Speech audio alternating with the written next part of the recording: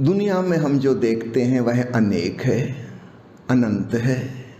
पहुंचना है हमें एक पर, लेकिन एक पर पहुंचने के पहले एक पड़ाव आता है जिसे हम कहें साक्षी का पड़ाव। सीधे अद्वैत में छलांग नहीं लग सकती। पहले हम अनेक से खिसकते खिसकते तीन पर आते हैं। साक्षी यानी तीन, दृश्य, दृष्टा और दर्शन, श्रवण, श्रोता और संगीत, ज्ञाता, ज्ञेय और ज्ञान। तो वास्तव में द्वैत नहीं बल्कि त्रैत है, ट्रिनिटी है। सद्गुरु ओशो ने पूना के आश्रम का जो प्रतीक चिन्ह बनाया था, लोगो, उसमें बीच में एक बिंदु है, उसके बाद एक त्रिकोण है, त्रिकोण के बाद फिर 9 कोण हैं और 9 कोण के बाद फिर बहुत बड़ा वर्तुल है। यह सांख्य का प्रतीक है, बहुत महत्वपूर्ण। एक 3 में टूटता है, 3 9 में, फिर धीरे धीरे 27, 81 और अनंत। बाहर का सर्किल अनंत का प्रतीक है। अगर हमें वापस लौटना है संसार से परमात्मा में, ये तो हुआ फैलाव, एक्सपेंशन, ब्रह्म का विस्तार हुआ, सारा संसार, सारी सृष्टि रची गई। वापस लौटना है तो हमें उस अनंत से धीरे धीरे 3 की तरफ आना होगा। तो साक्षी में 3 रह जाते हैं, एक जानने वाला, एक जिसे जाना जा रहा है और बीच में ज्ञान की घटना घट रही है। अक्सर हम द्वैत कहते हैं, मोटे मोटे तौर से वो ठीक है, लेकिन अगर ठीक से विश्लेषण करें तो 3 है। उदाहरण के लिए आप बैठे हैं, मैं आपके सामने बैठा हूँ, आप मुझे देख रहे हैं, आप दृष्टा हैं, मैं आपके लिए दृश्य हूँ, लेकिन बीच में एक चीज़ और घट रही है, दर्शन की घटना। अगर ये प्रकाश ना हो, घनघोर अंधेरा हो जाए, तो दृष्टा भी मौजूद है, दृश्य भी मौजूद है, लेकिन फिर भी दर्शन नहीं होगा। तो बीच में एक घटना और घट रही है जिससे दृष्टा और दृश्य आपस में जुड़े हुए हैं, वो है दर्शन की घटना। यदि प्रकाश ना हो तो फिर मैं दृश्य भी नहीं बचा और आप दृष्टा भी नहीं बचे। दृष्टा तो देखने वाले को कहते हैं, जब कुछ दिख ही नहीं रहा तो देखने वाला भी कौन रहा। तो जब हम ध्यान की साधना करते हैं तो हम अनंत विस्तृत संसार से धीरे धीरे धीरे 3 पे आने का प्रयास करते हैं। उदाहरण के लिए अपनी सांस का निरीक्षण करना, सांस बन गई दृश्य, आप हो गए उसके दृष्टा। विपस्सना का मतलब ही होता है पलट कर देखना। पहले हम संसार की तरफ देख रहे थे, अब हम अपने ही शरीर की एक क्रिया पर आ गए। तो साक्षी भाव के जितने भी प्रयोग हैं वे सब अपनी तरफ आने की प्रोसेस में उस ट्रिनिटी पर आने के प्रयोग हैं। उदाहरण के लिए कर्मयोग में एक हमारी साक्षी चेतना जो जान रही है, शरीर कुछ क्रियाएं कर रहा है, उन्हें चेतना जान रही है। दूसरा श्वास, सांस बन गई दृश्य, चेतना है उसकी दृष्टा। तीसरा अपनी इंद्रियों की संवेदनशीलता के प्रति वही साक्षी भाव, इंद्रियों से जो भी सूचना मिल रही है, जानकारी मिल रही है और भीतर हम सचेत हैं, उसे जान रहे हैं। फिर हृदय की भावनाओं के प्रति। तो जितने भी योग के प्रणालियां हैं वे सब साक्षी भाव की प्रणालियां हैं। अगर हम अपनी शारीरिक क्रियाओं के प्रति सजग हो गए, उसका नाम है कर्मयोग। यदि हम अपनी इंद्रियों की संवेदनशीलता की साधना कर रहे हैं, उसके साक्षी बन रहे हैं, उसका नाम है तंत्र की साधना। यदि हम अपनी सांसों का निरीक्षण कर रहे हैं, उसके निरीक्षक बन गए, तो यह हो गया हठ योग। अगर हम भावना के संग साक्षी हो रहे हैं तो यहाँ से गौड़ी भक्ति की शुरुआत हो गई। अगर हम अपने विचारों के दृष्टा बन रहे हैं, मन के साक्षी हो रहे हैं, मन में जो कुछ भी चल रहा है उसे जान रहे हैं, दूर खड़े दृष्टा, इसका नाम ज्ञान योग। चूँकि मंत्र का उच्चार भी मन में ही होता है, इसलिए मंत्र योग भी इसी कैटेगरी में आता है। हम जानबूझ के ही एक विचार कर रहे हैं, भीतर ही भीतर मंत्र रिपीट कर रहे हैं और उसे जान भी रहे हैं, तो फिर साक्षी हो गए वहाँ भी। ये 5 मुख्य प्रकार हैं।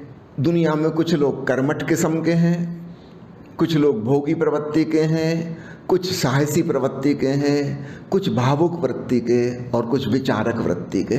तो 5 प्रकार के योग संभव हैं, कर्मयोग, तंत्र योग, हठ योग, भक्ति योग, ज्ञान योग।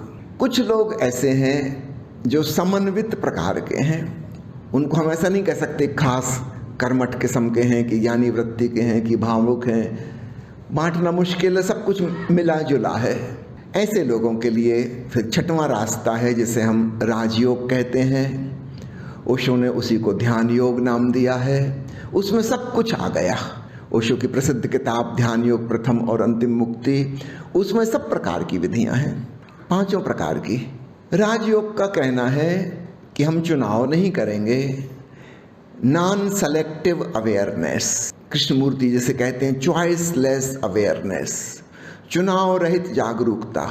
निश्चित रूप से जीवन में कभी कर्म हो रहा होगा, कभी इंद्रियां सजग होंगी, कभी कुछ नहीं कर रहे थे, फुर्सत में बैठे थे लेकिन सांस तो चल ही रही थी, कभी हृदय में किसी भावना का उद्वेग होगा, कभी विचार मन में चल रहे होंगे। तो राजयोगी कहता है कि हम कुछ चुनाव नहीं करेंगे, जब जीवन में सहज रूप से जो हो रहा है हम उसी के प्रति साक्षी हो जाएंगे। तो नीचे के 5 मार्गों को ऐसा समझें कि चुनी हुई सजगता है एक खास चीज के प्रति साक्षी। तो जो लोग बहुत कर्मठ हैं वो कर्मयोगी हो सकते हैं, हर व्यक्ति तो नहीं हो सकता। जिनके जीवन में मुख्य उनकी ऊर्जा का प्रवाह है, कर्मठता है, एक्टिविटी है, उनके लिए कर्मयोग ठीक होगा। कोई बहुत बुद्धिजीवी हैं, विचारशील, चिंतन मनन जिनके जीवन का मुख्य केंद्र है, कर्म वगैरह में जिनकी रुचि नहीं है, सोच विचार, उनके लिए ज्ञान योग महत्वपूर्ण हो जाएगा। लेकिन बहुत बड़ा वर्ग है जिनको 5 कैटेगरी में नहीं बांट सकते। बड़ा वर्ग ऐसा है जिसमें सब कुछ मिश्रित है, कभी कुछ कभी कुछ कभी कुछ, थोड़ा थोड़ा सब कुछ है। उनके लिए राजयोग कि तुम इसकी चिंता ही ना करो कि किस चीज के साक्षी होना है, असली बात है साक्षी होना है। तो साक्षी में द्वैत है या कहो त्रैत है, लेकिन आध्यात्मिक साधना की मंजिल तो अद्वैत पर पहुंचना है। तो साक्षी अंतिम बात नहीं है, इस बात को खूब अच्छे से समझना। आरंभ में हर साधक को साक्षी की ही साधना करनी होगी। वो जो हजारों बिंदुओं पर हम फैले हुए थे, वहां से अपने आप को बटोर कर कम से कम इन 3 बिंदुओं पर ले आओ। बड़े सर्किल से लौट के हम त्रिकोण पर आए। अब यहाँ से छलांग लग सकती है अद्वैत में, एक में, अभेद में, अनन्यता में, वो इसके आगे की बात है। तो जो लोग साक्षी भाव को मंजिल समझ लेते हैं वो गलती में पड़ जाते हैं। जैसे ही यह ट्रिनिटी सध जाए, अब इसको भी जाने दो, अब उसको पकड़ के नहीं बैठ जाओ, नहीं तो अद्वैत में प्रवेश नहीं हो पाएगा। वो डुअलिटी बनी रहेगी, दृश्य और दृष्टा का भेद बना रहेगा।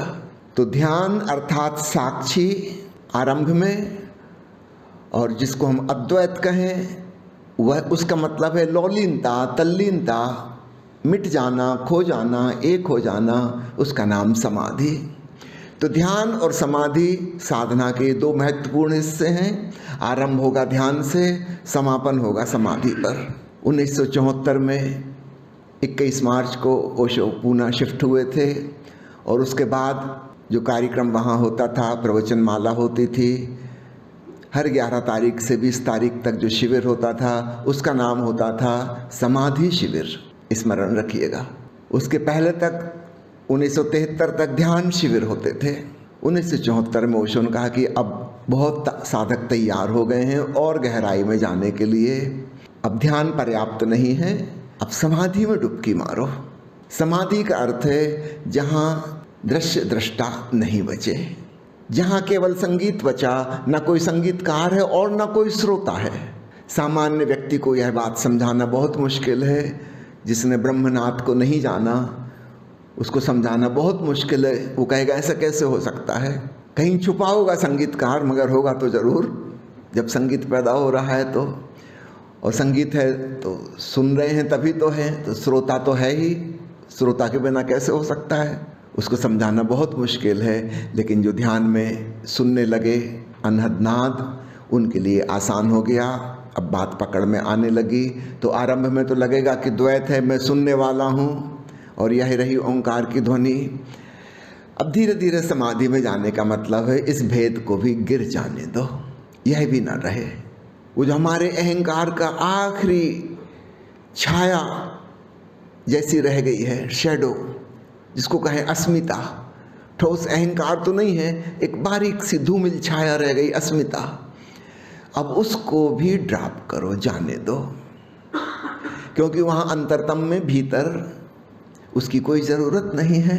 अहंकार की कहाँ जरूरत है? जब हम दूसरों के संपर्क में आ रहे, जब अन्य लोगों के संग साथ हैं, हम आप ऑफिस जा रहे हो, दुकान जा रहे हो, नौकरी पे जा रहे हो, दूसरे लोगों से मिलना जुलना हो रहा है, वहाँ वह व्यक्ति भी अपने अहंकार का कवच ओढ़ के आया है और आपको भी कवच धारण करना होगा। वो भी दिखावा कर रहा है बनावटी, आपको भी दिखावटी बनावटी दिखावा करना होगा। सामाजिक लेन देन ऐसा ही चल रहा है, बिल्कुल ठीक। वो औपचारिकताएं निभा रहा है, आप भी औपचारिकताएं निभाइए। संसार का जो नियम है वैसा आप चल रहे हैं। लेकिन जब आप अपने भीतर डूब गए, जहाँ कोई दूसरा नहीं है, वहाँ इस अहंकार की कवच की क्या जरूरत है? वो कवच हम दूसरों से रक्षा के लिए धारण किए थे। जहाँ दूसरा है ही नहीं, आप अपने एकांत में, अपने मौन में, अपने भीतर डुबकी मार रहे हैं, वहाँ अन्य कोई है ही नहीं, तो रक्षा किससे करेंगे? तो वहाँ हम इस कवच को हटा सकते हैं। इसको एक उदाहरण से समझे। मान लो बरसात हो रही है या तेज धूप पड़ रही है और आप छाता लेके निकले और जूता मोजा पहन के आप अपने ऑफिस जा रहे हैं छाता लेके। लेकिन जब आप अपने घर आ गए तो आप जूता मोजा बाहर के ही वहाँ कमरे में उतार देते हैं, छाता वहाँ टिका देते हैं, उसका काम खत्म। उस आदमी को क्या कहोगे जो अपने बेडरूम में पलंग पे लेटा हुआ है, जूता मोजा पहने, टाई पहने, हैट लगाए, हाथ में छाता पकड़े? हम कहेंगे तुम्हारा दिमाग खराब है। वो कहेगा अच्छा आप एंटी अम्ब्रेला हो, छाता विरोधी? नहीं भाई, छाता विरोधी नहीं है, मगर छाता का उपयोग वहाँ करना जहाँ जरूरत है। आप तो जूते के अगेंस्ट में हो। अगेंस्ट में नहीं है, निश्चित रूप से सड़क पे जब चलोगे तो जूता पहन के चलना, कंकड़ पत्थर कांटों से बचोगे। जब आप अपने कमरे में रिलैक्स हो रहे हो तो वहाँ जूतों की क्या आवश्यकता है? ये तो रिलैक्सेशन में बाधा पहुँचाएंगे। इस बात को समझना। ठीक ऐसा ही हमारा अहंकार है। निश्चित रूप से दूसरों से बचाव के लिए हमें यह रक्षा कवच धारण करना होता है, उसके बिना जीना हराम हो जाएगा। तो बिल्कुल ठीक छाते की भांति उसका उपयोग करना, और जब अपने अंतरतम में ध्यान में डूबो उसको बाहर ही टिका देना कि अभी तुम्हारा कोई काम नहीं है, अभी मैं टोटल रिलैक्सेशन में जा रहा हूँ। अगर ये अहंकार की छाया हमारे पीछे वहाँ भी चली जाएगी तो फिर हम रिलैक्स हो ही नहीं पाएंगे। अहंकार एक प्रकार का तनाव है। जब हम दूसरों के संपर्क में आते हैं तो वो तनाव रहता है। जिस प्रकार का समाज है, जैसी दुनिया है, उसमें ऐसा ही है, दिस इज ए फैक्ट। लेकिन जब हम अपने भीतर डूब रहे हैं वहाँ किसी तनाव की कोई ज़रूरत नहीं, वहाँ कोई अन्य है ही नहीं। फिर हम पाएंगे कि नाद ब्रह्म तो हो रहा है और जिसे मैं समझता था कि मैं सुनने वाला हूँ वो मैं गायब हो गया, और जब मैं ही गायब हो गया फिर तू भी नहीं बचा। भक्त की भाषा यही है, मैं यानी भक्त, तू यानी भगवान।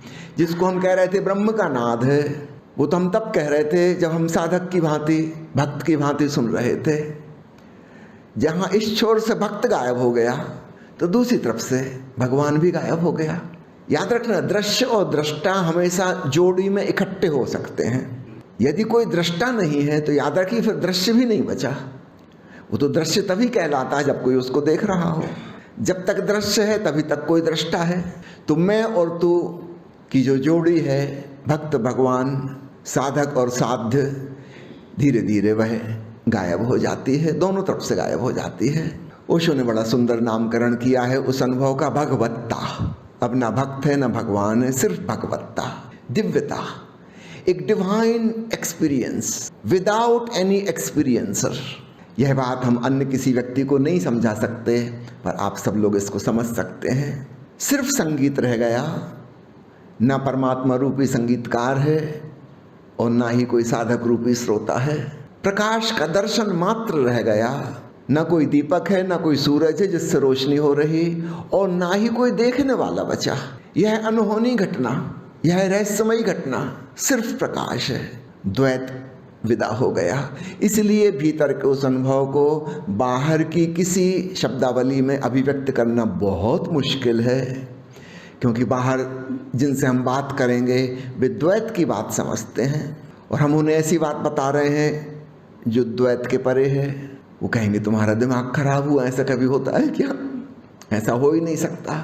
उनको क्या बताओ, हो ही नहीं सकता, नहीं हो ही चुका। ऐसा ही है। तो भीतर के जितने भी अनुभव हैं, एक अर्थ में उनको अनुभव कहना भी ठीक नहीं, क्योंकि अनुभव करने वाले में तो फिर द्वंद्व हो जाता है। आप एक बिस्किट खा रहे हैं, स्वाद ले रहे हैं, तो दो चीज़ें हो गई, जिसका स्वाद ले रहे हैं वह, और एक आप जो उसका स्वाद ले रहे हैं। हर अनुभव में दो हैं। आप एक फूल को सूंघ रहे हैं तो फूल ऑब्जेक्ट हो गया, आप सब्जेक्ट हो गए। दोनों के बीच में सुगंध के कण हैं, फूल के पराग कण हैं, ट्रिनिटी आ गई। लेकिन भीतर जब दिव्य सुगंध का अनुभव होता है, वहाँ ऐसा कुछ भी नहीं है, मात्र सुगंध है, न कोई सूंघने वाला है, न किसी को सूंघ रहा है। तो ज्ञाता और ज्ञेय का भेद खत्म हो जाता है। अब इस बात को अलग अलग लोगों ने अलग अलग ढंग से एक्सप्रेस किया है, उसको भी समझ लें ताकि उस संबंध में कुछ भ्रम हो वह भी टूट जाए। इस बात को हम जब व्यक्त करेंगे तो हमारे अलग अलग ढंग हो सकते हैं कहने के। कोई कह सकता है अहम ब्रह्मास्मि, सिर्फ मैं ही हूँ। सूफियों की वो कव्वाली आपने सुनी होगी, मैं ही मैं हूँ, इस जहां में दूसरा कोई नहीं, केवल मैं हूँ। वो भी एक की तरफ इशारा कर रहे हैं, लेकिन उस एक को उन्होंने नाम दिया मैं। मंसूर कहता है अनल हक, वही बात, अहम ब्रह्मास्मि, मैं परम सत्य हूँ। एक दूसरा ढंग हो सकता है कि मैं नहीं हूँ, तू ही तू, प्रभु ही प्रभु, मैं विलीन हो गया। ये भी कह रहे हैं कि एक ही बचा, लेकिन इनका कहने का ढंग ऐसा है कि तू ही तू, तत्वमसि, दाऊ आर्ट दैट। एक तीसरा ढंग है कहने का, ना मैं ना तू, क्योंकि इसमें द्वंद्व बना ही रहता है। दैट, तत्, उपनिषद के ऋषियों ने तत् कहा, वह न्यूट्रल, मैं और तू के पार, वह परम सत्य है। अब इसमें भी एक भूल हो जाती है, जब हम कहते हैं दैट, तत्, ऐसा लगता है कुछ दूर हमसे, और जबकि जो हम जान रहे हैं वो तो अंतरतम में जान रहे हैं, दूर कहाँ। तो कुछ संतों ने कहा दिस, यह और भी अच्छा, दैट से भी अच्छा। ओशो की एक किताब का शीर्षक है दिस इज इट, एक अन्य किताब का शीर्षक है this very body the Buddha. Osho की बायोग्राफी का पार्ट 2 जो प्रकाशित हुआ था, उसका शीर्षक उन्होंने रखा था this very earth the lotus paradise. This आ गया। एक जैन फकीर के ऊपर प्रवचन माला है ओशो की, उसका शीर्षक है this this this 1000 times this. मुझसे पूछो अगर आप किन सारे शब्दों में सबसे अच्छा कौन, तो मुझे तो दिस सबसे अच्छा लगता है। मैं, तू, वह, उनसे ज़्यादा अच्छा दिस। शंकर उसे कहते हैं पूर्ण, सब कुछ। इसमें मैं भी शामिल है, तू भी शामिल है, दिस भी शामिल है, दैट भी शामिल है, जो था वो भी शामिल है, जो होगा वो भी शामिल है। आदि सच, जुगादि सच, है भी सच, नानक होसी भी सच, सब कुछ, ऑल इंक्लूसिव, पूर्ण, संपूर्ण अस्तित्व। भगवान बुद्ध इससे ठीक विपरीत शब्द का उपयोग करते हैं, शून्यता, नथिंगनेस, ऑल एक्सक्लूडेड, सब छोड़ दिया। एक दृष्टि से वो भी सही है, एक दृष्टि से शंकर भी सही है। भीतर हम जो जान रहे हैं वह महाशून्य है, और वह महाशून्य कोई खाली नहीं है, रिक्त नहीं है, वह परिपूर्ण है। भगवत्ता शब्द भी बड़ा प्यारा है। सिर्फ एग्जिस्टेंस कहो तो ऐसा लगता है जैसे वैज्ञानिक रूखा सूखा शब्द प्रयोग करते हैं अस्तित्व के लिए, कुछ भाव नहीं उसमें, कुछ प्रेम नहीं। यह पूरा अस्तित्व भगवत्ता से ओतप्रोत है। यह बात कुछ और हो गई। भगवत्ता, भगवान कहने में लगता है व्यक्ति, गलत हो जाएगा। भगवत्ता व्यक्ति नहीं है, quality, not a personality, quality of existence. यह भी बहुत अच्छा है, क्योंकि इससे यह भी पता चलता है कि वह सर्वव्यापक, जैसा मेरे भीतर वैसा आपके भीतर वैसा सबके भीतर। भगवत्ता, हिंदू के भीतर भी वही, मुसलमान के भीतर भी वही, नास्तिक के भीतर भी वही, आस्तिक के भीतर भी वही। जीवंतता कह लो, भगवत्ता कह लो, यह और भी सुंदर। अलग अलग ज्ञानियों ने अलग अलग शब्दों का प्रयोग किया है। अच्छा हो हम सभी को समझ लें, ताकि उनके भीतर भी अभेद स्पष्ट हो जाए। भेद कुछ नहीं है, जाना है वही, कहने का अंदाज वो अपनी अपनी रुचि रुझान पर निर्भर करता है, किससे बात कर रहे हैं उस पर निर्भर करता है। किसी यूनिवर्सिटी के प्रोफेसर को हम प्राइमरी स्कूल में बुला के लाएं और कहें कि बच्चों को गणित समझाओ, तो उसको उसी भाषा में समझाना पड़ेगा जो प्राइमरी स्कूल के बच्चे समझ सकते हैं। वो यहाँ पर यूनिवर्सिटी वाले हायर मैथमेटिक्स की बात नहीं कर सकता, उनके तल पर आके कहना पड़ेगा जिससे हम बात कर रहे हैं। यही बात ज्ञानी और उसके शिष्यों के बीच घटित होती है। शिष्य जिस कोटि के हैं उनके गुरु को उस ढंग से ही बात कहनी पड़ेगी जो उन तक पहुंच सके, अन्यथा कहना व्यर्थ है। मोहम्मद जिन लोगों से बात कर रहे थे वो जंगली, बर्बर, लड़ाकू, खूंखार किस्म के ऐसे लोग थे। उन तक कैसे सूक्ष्म बात पहुंच सकती है? वो तो तलवार ली लड़ने मरने को खड़े हैं। निश्चित रूप से बुद्ध जैसा अपने शिष्यों को जंगल में बिठाल के कह रहे थे, ऐसा तो नहीं कह सकते।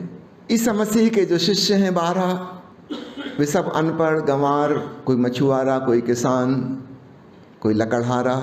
जीसस ने जाना है, ये वही जाना है जो महावीर ने जाना है, लेकिन महावीर के पास 12 गणधर हैं जो उस जमाने के सर्वाधिक विद्वान व्यक्ति हैं। ईसा मसीह के पास 12 बिल्कुल साधारण जन हैं जिनको ठीक से भाषा भी नहीं आती।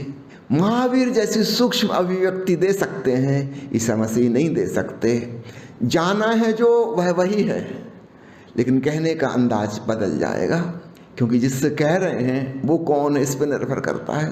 तो प्यारे मित्रों, अद्वैत के, अभेद के, अनन्यता के इस शिविर में अनुभव के प्रति हम अनन्य हैं, यह तो जाने ही।